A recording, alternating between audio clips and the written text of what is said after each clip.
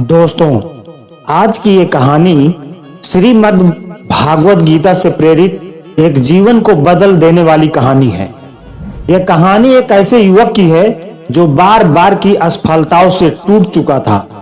जीवन में निराशा और आत्महत्या जैसे ख्याल उसे घेर चुके थे, लेकिन श्रीमद् भागवत गीता के ज्ञान ने न केवल उसे बचाया बल्कि उसकी सोच, आत्मा और कर्म का मार्ग भी बदल दिया। गीता केवल एक पुस्तक नहीं है, यह आत्मा का भोजन है जो मरते हुए मन को फिर से जीवन देती है। रवि एक मध्यम वर्गीय परिवार का इकलौता बेटा था। उसका जन्म एक छोटे से कस्बे में हुआ था, जहां जिंदगी की रफ्तार धीमी थी, लेकिन सपने उतने ही ऊंचे। उसके पिता एक सरकारी स्कूल में गणित के अध्यापक थे। सीधे, ईमानदार और वसूलों के पक्के इंसान थे। माँ एक घरेलू महिला थी जिनकी दुनिया केवल अपने पति और बेटे में सिमटी हुई थी। पर घर छोटा था, लेकिन उसमें अपनापन और सुकून भरा रहता था।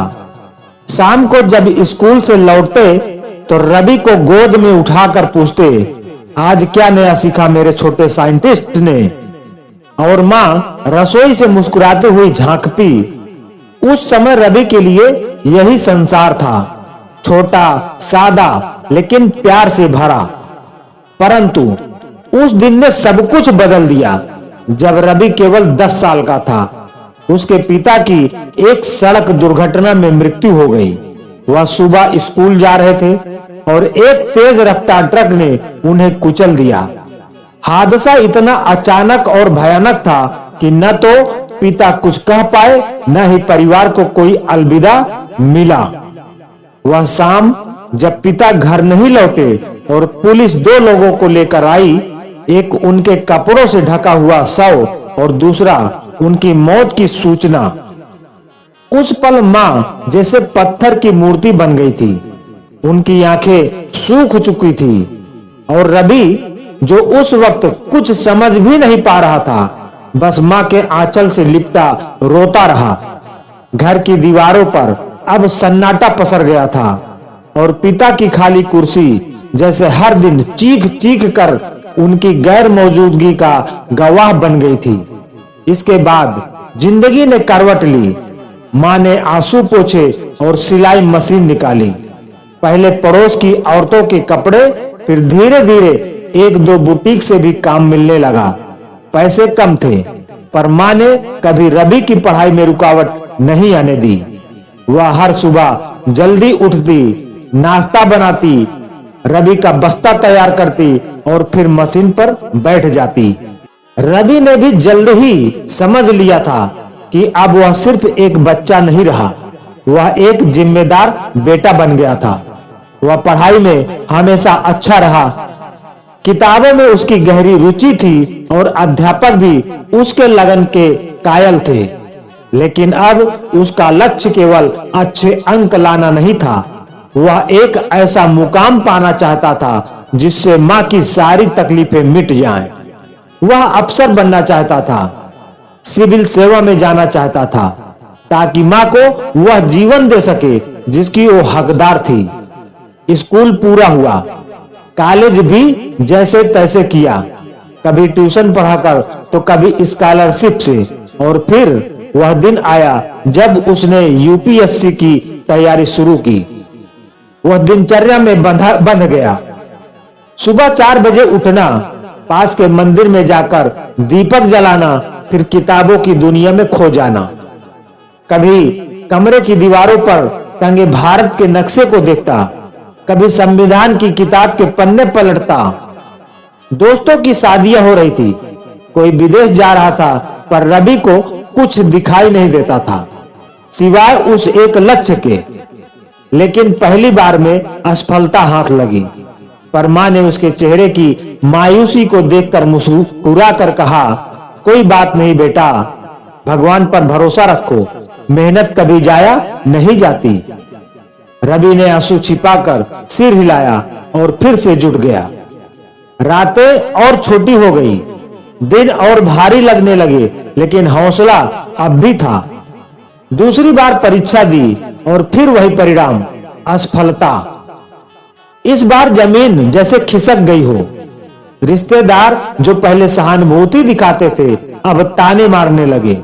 कोई कहता इससे नहीं होगा, पढ़ाई के नाम पर घर बैठा है। कोई हंसते हुए कहता इसे नौकरी नहीं नींद चाहिए। रिश्तेदारों की बातें अब कान में कील की तरह चुभती थी। मोहल्ले में चलती फुसफुसाहटें अब दरवाजे तक आ पहुंची थी। रवि अब खुद से भी नजरें नहीं मिला पाता था।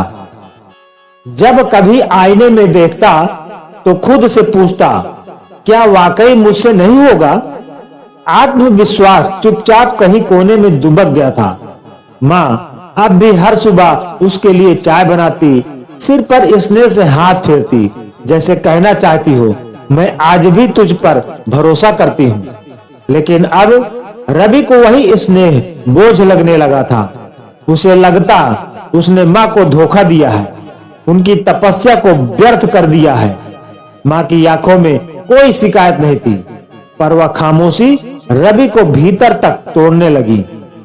कभी कभी वह रात में चुपचाप रो लेता, तकिए में मुंह छुपाकर। लेकिन सुबह फिर वही दिनचर्या होती, वही किताबें, वही दीपक, वही लक्ष्य, सफलता। पर अब हर प्रयास के साथ थकान बढ़ती जा रही थी, शारीरिक नहीं मानसिक। और रवि अब उस मोड़ पर था जहां अपने बढ़ने की हिम्मत भी कम हो रही थी और पीछे लौटने की कोई राह नहीं बची थी। तीसरी बार जब रवि का चयन नहीं हुआ तो जैसे भीतर कुछ टूटकर हमेशा के लिए बिखर गया हो। वह चुपचाप चुप रहा, इतना चुप कि उसकी सांसों की आवाज भी अब कमरे की दीवारों से टकरा कर लौट आती थी। रिजल्ट देखने के बाद उसने फोन बंद कर दिया, न किसी को बताया, न कोई जवाब दिया। माँ ने जब पूछा तो उसने बस आंखें फेर ली। उसके चेहरे पर भावहीनता थी, न क्रोध, न दुख, न हैरानी, बस एक खालीपन जिसमें हजारों अधूरे सपनों की चीखें गूंज रही थी। रवि ने खुद को कमरे में बंद कर लिया।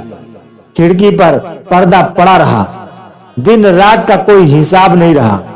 वह न कुछ खाता, न बोलता और न ही किसी से मिलता। किताबें अब उसे काटने लगी थी।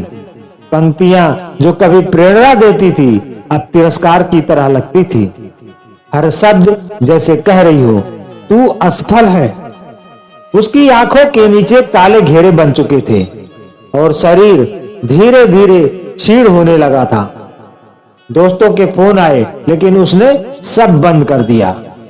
कुछ दोस्त मिलने आए, दरवाजा नहीं खोला। माँ रोज दरवाजे पर बैठती, थाली में खाना रख कर कहती थोड़ा सा खा ले बेटा, लेकिन वह कुछ नहीं खाता। चुपचाप छत की ओर देखता रहता, जैसे वहां से कोई उत्तर टपक पड़ेगा। एक रात बहुत देर तक वह करवटें बदलता रहा। घड़ी ने जैसे कदम रोक लिए थे। कमरे की घुटन से परेशान होकर वह ऊपर छत पर चला गया। चारों तरफ सन्नाटा था। रात का अंधकार जैसे उसकी बेचैनी का भी विस्तार हो। वो रेलिंग के पास जाकर खड़ा हो गया। धीरे धीरे आगे झुकते हुए नीचे गहराई में झांका। काले सन्नाटे के सिवा कुछ नजर नहीं आ रहा था। उसके होठों से निकला अब और नहीं होता, बस अब खत्म कर दूं सब कुछ। तभी पीछे से माँ की आवाज आई, धीमी लेकिन ऐसी कि जैसे कोई गहरी वेदना बरस रही हो। रुक जा बेटा। रवि ने चौंक कर पलट कर देखा। माँ वहीं खड़ी थी, एक हाथ में कोई पुरानी किताब, आंखों में आंसू, लेकिन चेहरे पर अडिग स्नेह था, तेज था। उस पल कुछ क्षण ऐसे ठहरे कि हवा ने भी सांस रोक ली। मां ने चुपचाप वह किताब उसके हाथ में रख दी। मुंह से बस इतना कहा, ये तेरे पापा की गीता है, आज इसे एक बार पढ़ ले, फिर जो मन करे कर लेना। रवि ने अनमने भाव से किताब खोली। पन्ने पीले हो चुके थे, कोनों पर हल्का सा टूटन था, लेकिन उनकी महक में एक गहरी आत्मीयता थी। जैसे एक किताब सिर्फ पन्नों का ढेर नहीं, पति की अनचाही बातों का दस्तावेज हो। पहला पन्ना पलटा, ऊपर हाथ से लिखा हुआ था, जब मनुष्य मोह में फंस जाता है तब वह अपने कर्तव्यों को भूल जाता है। रवि ठिठक गया। एक अजीब सी टीस उठी। क्या मैं भी मोह में फंस गया हूं? क्या ये असफलता ही सब कुछ है? फिर पन्ने पलटे, नजर इस पंक्ति पर आकर अटक गई। हे अर्जुन, तू अपने कर्म को कर, फल की चिंता मत कर। जैसे किसी ने भीतर की जमी बर्फ को अचानक पिघला दिया हो। उस एक पंक्ति ने उसे अंदर से झकझोर दिया। क्या सच में मैं फल की चिंता में अपने कर्म से भटक गया हूं? क्या मेरी लड़ाई सिर्फ पद और परीक्षा से थी, या खुद को साबित करने की? क्या मेरी मां की तपस्या का उत्तर सिर्फ एक नौकरी थी? वह पढ़ता गया, हर शब्द जैसे उसके घाव पर मरहम बनकर उतरते रहे। आत्मा न जन्म लेती है न मरती है। जो कुछ तू खो चुका है शायद वो कभी तेरा था ही नहीं, और जो कुछ तेरा है वो कभी तुझसे छिनेगा नहीं। अब आंसू थम नहीं रहते। वह छत की रेलिंग से हटकर नीचे बैठ गया। गीता की हर पंक्ति जैसे पिता की आवाज बनकर उसके कानों में गूंज रही थी, जैसे वह कह रहे हों, बेटा, यह परीक्षा जीवन की है, कोई प्रतियोगिता नहीं। उस रात रवि ने बहुत देर तक गीता पढ़ी। फिर मां के पास गया, उनके पास बैठकर उनका हाथ पकड़ा। कई सालों बाद वो खुद उनके अंधेरे से लगकर रोया। मां ने बस उसके बाल सहलाए। कहने को कुछ बचा ही नहीं था, सब कुछ आंखों ने कह दिया था। रवि जान गया था कि असफलता अंत नहीं है, केवल एक पड़ाव है। उसे फिर से चलना है, लेकिन इस बार भीतर की शांति और समर्पण के साथ। और उस रात जब सूरज उगा, वह पहली बार रोशनी उसके भीतर भी उतर दी थी। रवि पूरी रात गीता पढ़ता रहा। हर श्लोक, हर पंक्ति जैसे किसी पुराने लेकिन सच्चे मित्र की तरह उसके मन के द्वार पर दस्तक दे रही थी। वर्षों से जमा हुई निराशा, भय, आत्मग्लानि और हताशा सब जैसे धीरे धीरे भीतर से घुलते जा रहे थे। पहली बार उसे यह समझ आया कि यह केवल एक लक्ष्य के लिए नहीं भाग रहा था, वह अपनी पहचान की तलाश में था। लेकिन पहचान सिर्फ पद से तो नहीं बनती, कर्तव्य से बनती है, और कर्तव्य का मार्ग इस ज्ञान से होकर गुजरता है। उस रात उसने न केवल किताब पढ़ी बल्कि खुद को पढ़ा। सुबह हुई, पहली किरण जैसे उसके भीतर भी उतर आई थी। वर्षों बाद वह समय पर उठा। चेहरा अब भी थका था, पर उस थकान में अब हार का बोझ नहीं था, तपस्या का तेज था। उसने मां के पास जाकर उनके चरण छुए। मां ने चुपचाप उसका सिर हिलाया, उसका सिर सहलाया, लेकिन आज रवि की आंखों में आंसू नहीं, मुस्कान थे। वह बोला, जब मैं फिर से लड़ूंगा, लेकिन इस बार हारने से नहीं डरूंगा, क्योंकि अब मुझे खुद पर नहीं, भगवान के न्याय पर भरोसा है। मां ने कुछ नहीं कहा, बस हल्के से उसकी पीठ थपथपाई। वो जानती थी उनका बेटा अब पहले जैसा नहीं रहा।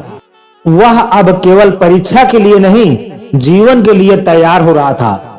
रवि फिर से पढ़ने बैठा, लेकिन इस बार वह केवल रट नहीं रहा था, वो समझ रहा था, आत्मसात कर रहा था। पहले जहां उसकी आंखों में केवल लक्ष्य चमकता था, अब वहां धैर्य था। पहले जहां मन में केवल जिद थी, अब वहां समर्पण था। और जहां पहले दिल में भय का अंधेरा था, अब वहां गीता का प्रकाश था, गीता का ज्ञान था। हर सुबह वह गीता के एक श्लोक को पढ़ता, उसे जीवन में उतारने की कोशिश करता और फिर किताबों में डूब जाता। अब वह हर दिन केवल एक परीक्षा की तैयारी नहीं कर रहा था, वह अपने आप को गढ़ रहा था। जब भी थकता, गीता का वही पन्ना खोलता, कर्म करो, फल की चिंता मत करो। और जैसे कोई अदृश्य शक्ति उसे सिर से ऊर्जा से भर देती। 6 महीने बीत गए। वह दिन आया जब सिविल सेवा परीक्षा का परिणाम घोषित हुआ। रवि ने कंप्यूटर स्क्रीन पर रोल नंबर टाइप किया और जैसे ही सिलेक्टेड शब्द सामने आया, वह कुछ पल के लिए जड़ हो गया। आंखों से आंसू गिरने लगे, पर वो आंसू हार के नहीं थे, न ही जीत के। वो ईश्वर के प्रति आभार के आंसू थे। माँ वहीं पास में खड़ी थी। उन्होंने रवि को गले लगाया। उनका शरीर कांप रहा था, लेकिन चेहरे पर एक दिव्य शांति थी। आकाश की ओर देखा और कहा, आज से सिर्फ मेरा बेटा नहीं, उसका कर्म है जो रंग लाया है। रवि ने गीता को उठाया, माथे से लगाया और मन ही मन बोला, अगर माँ ने उस रात मुझे गीता ना दी होती तो शायद मैं आज इस धरती पर नहीं होता। लेकिन गीता ने न केवल मेरी जान बचाई, बल्कि मेरी सोच, आत्मा और कर्म का मार्ग भी बदल दिया। अब रवि केवल एक अफसर नहीं था, वह एक साधक बन चुका था। उसकी सोच में गहराई थी, आंखों में स्थिरता थी और जीवन में एक उद्देश्य था। वो जहां भी जाता लोगों से कहता, असफलता जीवन का अंत नहीं है, बल्कि एक दर्पण है जो तुम्हें तुम्हारी सच्ची ताकत दिखाता है। यदि तुम थक जाओ तो थोड़ा रुकना, पर गीता पढ़ना कभी मत छोड़ना। वहां हर उत्तर अब वह जो भी करता दिल से करता। हर निर्णय से पहले अपने भीतर की आवाज सुनता और रात गीता के किसी एक पन्ने को पढ़कर सोता, क्योंकि वह जान गया था जो फल की चिंता करता है वो अस्थिर होता है, लेकिन जो कर्म में स्थित होता है वही सच्चे अर्थों में मुक्त होता है। यह कहानी है उस रवि की जो 3 बार टूटा, लेकिन चौथी बार नहीं लड़ा बल्कि जिया। जो पहले सफलता चाहता था, फिर शादी की खोज में निकला और अंत में ज्ञान से मिला। तो दोस्तों, आपको आज की ये कहानी कैसी लगी कमेंट करके जरूर बताएं। वीडियो को लाइक करके ज्यादा से ज्यादा शेयर कर दें। और अभी तक हमारे चैनल को सब्सक्राइब नहीं किया है, हमारे चैनल पर पहली बार आए हैं, तो प्लीज चैनल को सब्सक्राइब जरूर कर लें। धन्यवाद बहुत बहुत।